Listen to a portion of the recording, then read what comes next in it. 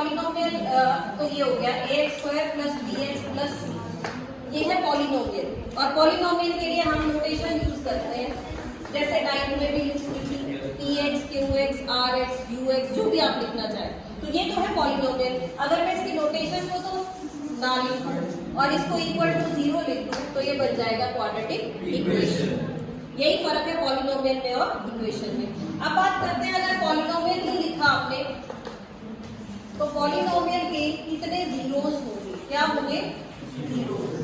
और अगर आप इसको इक्वेशन बना दें तो इसकी बात करेंगे हम रूट्स।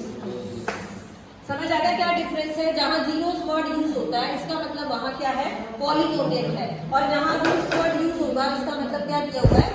इक्वेशन। अब कैसे पता चले कि किसी पॉलिनोमियल या इक्वेशन के कितने रूट्स हैं या कितनी जीरोस हैं? जितनी उसकी हाईएस्ट पावर होगी उतने क्या होंगे? जीरोस होंगी या उतने ही रूट्स होंगे। मान लीजिए मैंने एक एग्जांपल लिया 7x + 3, इसके आप कितनी जीरोस होंगी बता सकते हो? Only 1 zero. कैसे निकालते हैं जीरो? इसी को इक्वल टू 0 पुट करके वैल्यू निकाल देते हैं। अगर मैंने ये कहा कि ये है मेरे पास equation 3, how many roots are there? 3। Roots क्यों बोला? क्योंकि ये हमने क्वाड्रेटिक इक्वेशन लिख दी है, पॉलिनोमियल नहीं लिखा। क्या लिख दी इसमें? इक्वेशन। और फिर से इसकी हाईएस्ट पावर चेक कर ली, कितनी पावर? 3 है। तो इसके कितने रूट्स हुए?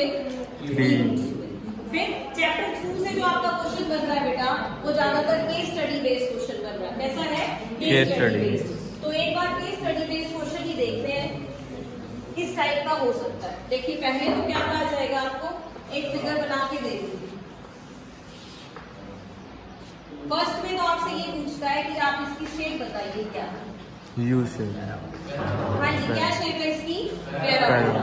पैराबोला की शेप क्या ऐसी ही हो सकती है, इसकी बजाय आपको ये शेप डाउनवर्ड डायरेक्शन में भी आ सकती है, और राइट हैंडेड भी हो सकता है और लेफ्ट हैंडेड भी हो सकता है।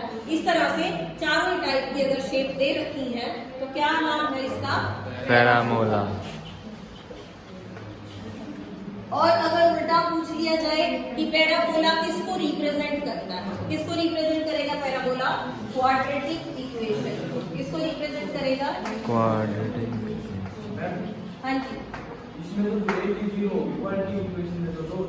क्वाड्रेटिक में 2 होती है, इसमें भी 2 ही है। अभी बताती हूँ, अगला क्वेश्चन यही है। देखो क्या क्या केस स्टडी बेस बनेंगे। हाँ जी, इन दो में तो है, इसमें तो एक ही है। इसमें एक है, ये चेंज हो जाता है बेटा, ये y वेरिएबल में बनता है x की बजाय। ठीक है, इसकी बाद में बात करेंगे, पहले ये दोनों देखेंगे। जो वेरिएबल आप पढ़ते हैं ना x वेरिएबल, उसके लिए ये 2 यूज। तो सबसे पहले फर्स्ट क्वेश्चन तो ज्यादातर यही मिलेगा कि इसकी शेप बता दीजिए। सेकंड क्वेश्चन में ये कहता है कि पैराबोला से कौन सी इक्वेशन बनती है? लीनियर बनती है, क्यूबिक बनती है, कांस्टेंट बनती है या बाय क्वाड्रेटिक बनती है? तो आपका आंसर क्या होना चाहिए? क्वाड्रेटिक इक्वेशन बनती है। फिर आपको ये कहेगा, मान लीजिए ये यहाँ मीट कर रहा है, ये पॉइंट है -4, ये पॉइंट है 2, तो नेक्स्ट थर्ड ऑप्शन में ये पूछ सकता है कि जीरोस आर, कौन कौन सी जीरोस है वो आप ग्राफ से देख के बता सकते हो। कितनी जीरोस है? जहां ये एक्स एक्सिस को टच कर जाएगा वही क्या होगी? इसकी जीरोस होगी। तो ऑप्शन बहुत सारे नजर आएंगे आपकी, जहां जहां जिस पॉइंट पे टच होगा आप क्या कहेंगे? ये उसकी जीरोस। फिर नेक्स्ट पार्ट में क्या पूछेगा आपसे? ये कहा जाएगा कि these are the zeros then find the equation. अगर ये जीरोस है तो आप इक्वेशन फाइंड आउट कर लीजिए। इक्वेशन कैसे फाइंड आउट करेंगे जी? अगर जीरोस हो तो हमने फॉर्मूला पढ़ा हुआ है बेटा, x² - sum into x plus product is equal to 0। इससे बना लेते हैं ना अपनी क्वाड्रेटिक इक्वेशन। क्या फॉर्मूला है? x² - sum of zeros into x plus product. अब क्वेश्चन में आपको ये 2 जीरोस दे रखी है, कौन कौन सी? -4 और 2। तो इनका सम करोगे तो क्या आएगा? इनको अगर आप ऐड करोगे तो आएगा -2 और इनको मल्टीप्लाई कर दें -8। इस फॉर्मूले में पुट कर लेते हैं वैल्यूज को। क्या आएगा ये? x² - सम है -2x और प्रोडक्ट है 8 है -8। तो क्या बनी equation? x² + 2x - 8 is equal to 0। तो इस तरह से आप क्वाड्रेटिक इक्वेशन भी निकाल सकते हैं। रिलेशनशिप या आप इस तरह से निकाल लीजिए, ये जल्दी आंसर देगा आपको। निकल तो उससे भी जाएगा कि आप alpha plus beta alpha beta यानी माइनस बी बाई ए और सी बाई ए लगाए। इस टाइप का क्वेश्चन जरूर आना है आपके एग्जाम में। व्यांशु सीधा बैठो, आराम से बैठ जाए, जैसे बैठते हैं बेंच के साथ, और पीछे वाले पे शिफ्ट हो जाओ। करण आप नहीं कर रहे हो, और अब मैं क्वेश्चन पूछूंगी ना, आप फिर रिप्लाई करेंगे। हाँ जी, देखिए सबसे पहले आप क्या क्या पढ़ा इस टाइप के क्वेश्चन में, देख लीजिए। पहले हमने शेप देखी, कैसी शेप होगी, पैराबोला। पैराबोला से क्या बनेगा, linear equation. Equation quadratic cubic कैसी बनेगी, क्वाड्रेटिक। क्वाड्रेटिक में आगे पूछ सकता है how many zeros are there, 2 zeros are there. Graph से आपको देख के जीरोस भी बतानी आ सकती है, वो आप बताएंगे। जीरोस दे दी जाए तो आप इक्वेशन बनाओगे। इस टाइप से 4 या 5 क्वेश्चन आपको केस स्टडी बेस्ड मिलेंगे। हमने पहले भी किया, ऑनलाइन क्लास में भी किए थे इस टाइप के काफी क्वेश्चन। अब एक क्वेश्चन तो आपका जरूर रिलेशनशिप पे आना है। जो रिलेशनशिप है इसकी sum of zeros and product of zeros की क्या रिलेशनशिप है, उससे फैक्टर्स निकालने आने चाहिए, और एक इस तरह सिंपल इक्वेशन बनानी आनी चाहिए। केस स्टडी में ये सारे आ जाते हैं, तो आपको इस पे फोकस करना है। फिर हम बात करें एक्सरसाइज आपकी थी ये 2.3। एक्सरसाइज 2.3 आपको पता है डिलीट हो चुकी है, ज्यादा उसके क्वेश्चंस करने पे फोकस नहीं करना है। पॉलिनोमियल के डिवीजन वाले जितने क्वेश्चन थे सारे डिलीट हो गए, तो एक्सरसाइज करने की जरूरत नहीं है कि पॉलिनोमियल के डिवीजन आप सीखें। और इसके अलावा इसमें अगर केस स्टडी बेस्ड के साथ साथ 1 मार्क का क्वेश्चन आ जाए तो वो देख लो किस टाइप से आ सकता है। मान लो आपको ये कहा जाए कोई भी एक रैंडम इक्वेशन है और ये उसकी रूट, या इक्वेशन है तो ये उसका एक रूट। किसका रूट है, क्वाड्रेटिक इक्वेशन का। कोई भी इक्वेशन लिख लेती हूँ मैं, मैंने लिखा 3x² + 5x + 8 = 0। देखो स्टेटमेंट क्या है क्वेश्चन की, if one root of this equation is 2 + 3 find the other root.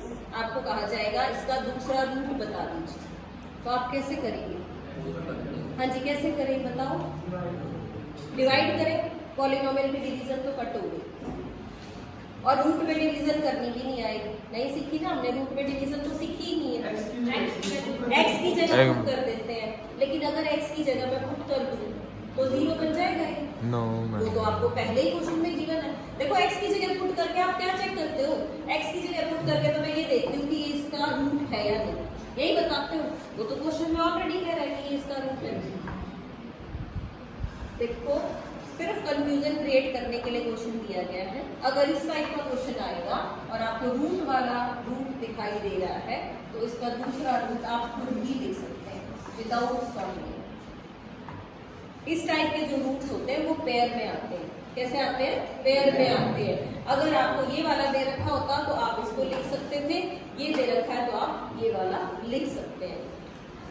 जो आप कह रहे हैं ना मैम डिवाइड कर रहे, डिवीजन तभी पॉसिबल है जब ये एक रैशनल नंबर की फॉर्म में आ जाए या एक रियल नंबर की फॉर्म में आ जाए। अगर ये इरेशनल की फॉर्म में रहेगा तो पॉलिनोमियल की डिवीजन नहीं होगी।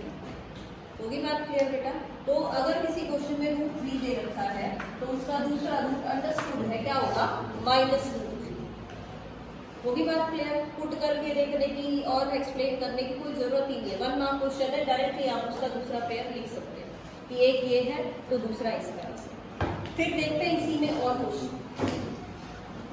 आपको किसी इक्वेशन के ये 2 रूट्स दे दिए, ये कहा गया कि 2 roots of equation are this, और इन दोनों रूट्स की हेल्प से क्या बनानी है आपको, इक्वेशन बनानी है या आपको क्वाड्रेटिक पॉलिनोमियल बनाना है। तो कैसे बना, क्या करें जी? इनका सम कर ले दोनों का। यस सम कर लेते हैं, क्या होगा सम? 2 + √3 + 2 - √3 क्या आ गया? 4। प्रोडक्ट और कर लेते हैं इनका। हाँ जी, प्रोडक्ट क्या होगा? 2 + √3 इंटू 2 - √3 तो फॉर्मूला लगाएंगे a² माइनस b², यानी कि 2² - √3 का स्क्वायर, यानी 4 - 3 1। तो आपके पास सम ऑफ रूट्स भी आ गया, आपके पास प्रोडक्ट ऑफ रूट्स भी आ गया। फॉर्मूला क्या? x² - 4x + 1 इंटू x + 1 हो गया। 0। तो इस तरह से आप पॉलिनोमियल बना के लिख सकते हैं। हाँ जी, ये बात भी क्लियर हो गई? या और कोई मेथड भी है आपके पास जिससे आप पॉलिनोमियल बना सकते? देख लो, ये सबसे इजी मेथड है, अदरवाइज Yes, तुम ma'am. में कंफ्यूज ही रहोगे, निकालना मुश्किल हो जाएगा।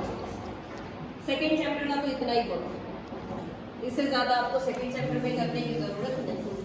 अब आ जाते हैं क्वाड्रेटिक इक्वेशन वाले। क्वाड्रेटिक इक्वेशन वाले मेरे बुक से कुछ नहीं करा दिया, जनरल पढ़ेंगे। क्वाड्रेटिक इक्वेशन में सबसे पहले जो आपकी एक्सरसाइज है 4.1, उसका फर्स्ट क्वेश्चन तो सिर्फ ये कहता है कि आप चेक करिए कि क्वाड्रेटिक इक्वेशन है या नहीं। सिर्फ ये चेक करवाया गया। उसमें चेक करने के लिए कैसे देखते हैं, किस फॉर्म की नजर आनी चाहिए, ax² plus bx plus c। Zero. सारी जो कंडीशंस है वो किसके ऊपर अप्लाई होती है, ax²। ठीक है। उसमें x² जरूर होना चाहिए, बाकी कुछ हो या ना हो। यानी आपने क्या देखना है, आपने हाईएस्ट पावर देखनी है कि क्या हाईएस्ट पावर क्या होनी चाहिए, x² होना चाहिए। यानी मैंने एक इक्वेशन लिख दी 3x² + 4 = 0, और आपको ये पूछ ले कि ये इक्वेशन क्वाड्रेटिक है या नहीं है, क्या होगा आपका आंसर, यस है मैम। हालांकि ये इस प्रॉपर फॉर्म की तो C दिखाई नहीं देगी, zero हमारे इसमें पास इसमें x का नहीं है ना वेरिएबल, x की जगह कोई टर्म नहीं है, लेकिन फिर भी ये कैसी इक्वेशन है, क्वाड्रेटिक Quadratic। इक्वेशन है। क्यों? क्योंकि हमने हाईएस्ट पावर देखी, और हाईएस्ट पावर क्या है, x की पावर 2 है। हाँ जी बिल्कुल है, it means it is a quadratic. हाँ जी बिल्कुल, लो x² = 0 लिख देते हैं, तो ये भी क्वाड्रेटिक इक्वेशन है। और कोई टर्म हो या ना हो, आपको x की हाईएस्ट पावर पे फोकस करना है। अगर इस तरह से लिखे आ जाए 4x + 6x³, ये क्वाड्रेटिक है या नहीं है, क्यों नहीं है, नहीं रीजन क्या है। है इसका, क्यूब आ गया। आपको हाईएस्ट पावर पे ही कंसंट्रेट करना था, और हाईएस्ट पावर क्या है, क्यूब। 3। तो हाईएस्ट पावर 3 है, it means it is a cubic equation, not a quadratic equation.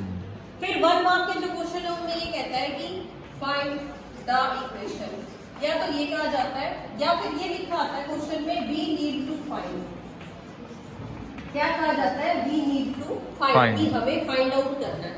तो कंफ्यूजन क्या होती है, हम क्या करते हैं, पूरा क्वेश्चन सॉल्व करने लग जाते हैं।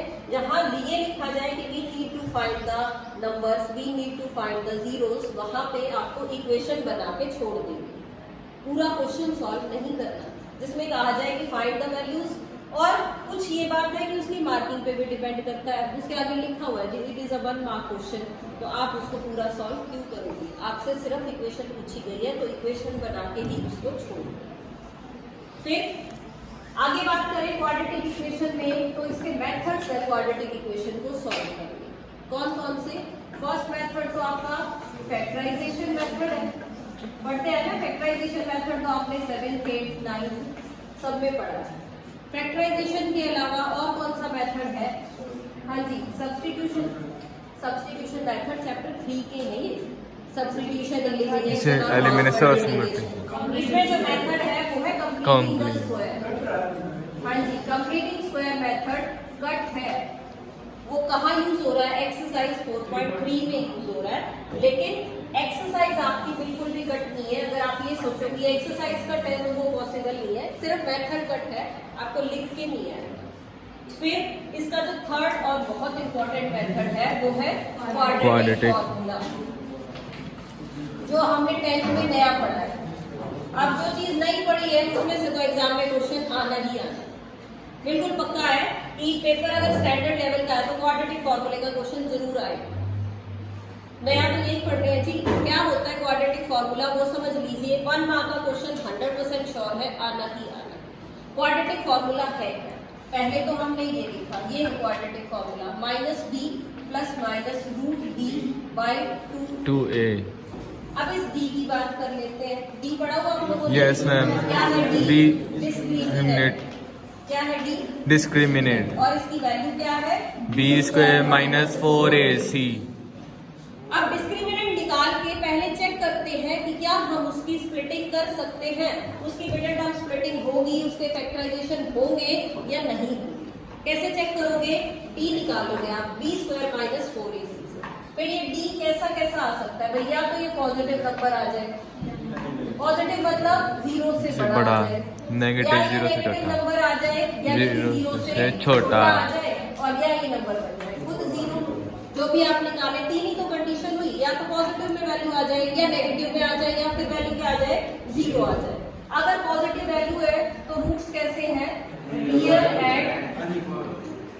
अनइक्वल। अनइक्वल का मतलब है आंसर तो आप निकाल लोगे x के, लेकिन x की दोनों वैल्यूज अलग अलग होंगी। फिर हम बात करते हैं नेगेटिव रूट्स। नेगेटिव है d की वैल्यू, तो नो रियल रूट। अगर d आपका नेगेटिव है तो कोई भी रूट आप उसका फाइंड आउट ही नहीं कर सकते। नेक्स्ट की बात करें जीरो वैल्यू। जीरो वैल्यू है तो कैसे रूट्स है, रियल एंड इक्वल। अगर वैल्यू इक्वल टू जीरो है इसका मतलब x की दो वैल्यूज आएंगी और दोनों वैल्यूज कैसी है, सेम है। यानी अगर x की वैल्यू 2 आ गई तो दूसरी वैल्यू की क्या होगी, 2 होगी। इसके ऊपर क्वेश्चन जरूर होगा और आपको ये कहा जाएगा कि find the nature of roots. क्या कहा जाएगा, find the nature of roots. Nature का मतलब क्या है, यही बताना है कि रूट्स कैसे रियल और इक्वल है या रियल और अनइक्वल है या फिर रियल रूट्स है ही नहीं। कैसे चेक करोगे नेचर ऑफ रूट्स, डी निकालिए।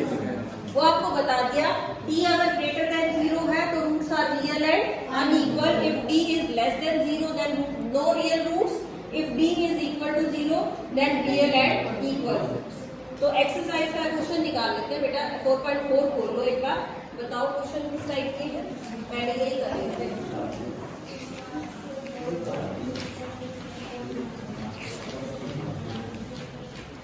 हाँ जी 4.4 एक्सरसाइज। फर्स्ट क्वेश्चन में यही कहा गया, find the nature of roots of the equation and if real root exist find them. पहले आप नेचर ऑफ रूट्स चेक करेंगे, अगर रियल रूट एग्जिस्ट करते हैं तो आप उनको फाइंड आउट करेंगे। फर्स्ट पार्ट ही देखते हैं पहले। इक्वेशन लिखी हुई है 2x² minus 3x plus 5 equal to 0। Nature of roots find out करने हैं। नेचर फाइंड आउट करने के लिए क्या चेक करोगे आप, डी। सबसे पहले क्या करें, इसको कंपेयर करेंगे a b और c। किससे कंपेयर करें, ax² plus bx plus c equal to 0। तो x² के साथ जो लिखा होता है वो क्या है, a। इसमें a क्या हो गया, 2, b क्या आ गया, 3 -3। माइनस साइन साथ लिखना, -3 और c क्या आ जाएगा, 5। अब नेचर ऑफ रूट्स के लिए हमें d चेक करना है। b² minus 4ac।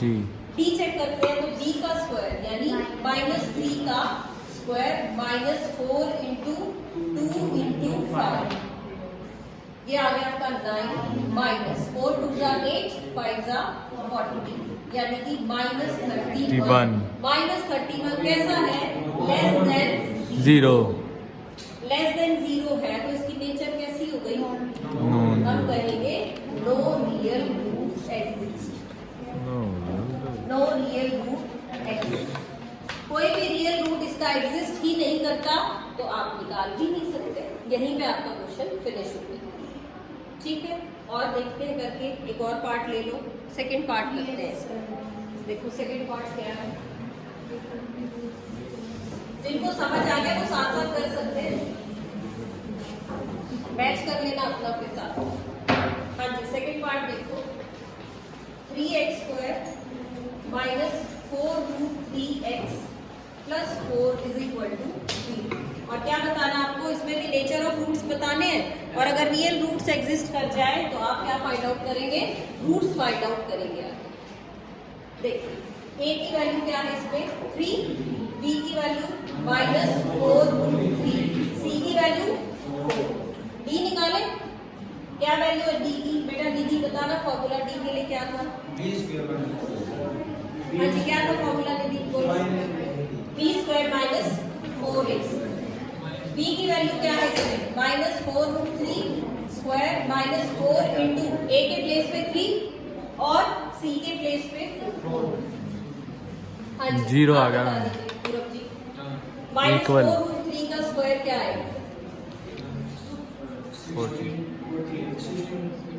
16 इंटू 3 यानी कि 48। यस मैम, 0 आ गया। क्या है 16 इंटू 3 0 आ गया, d 0 के इक्वल है। अगर d 0 आ गया तो रूट्स कैसे हैं,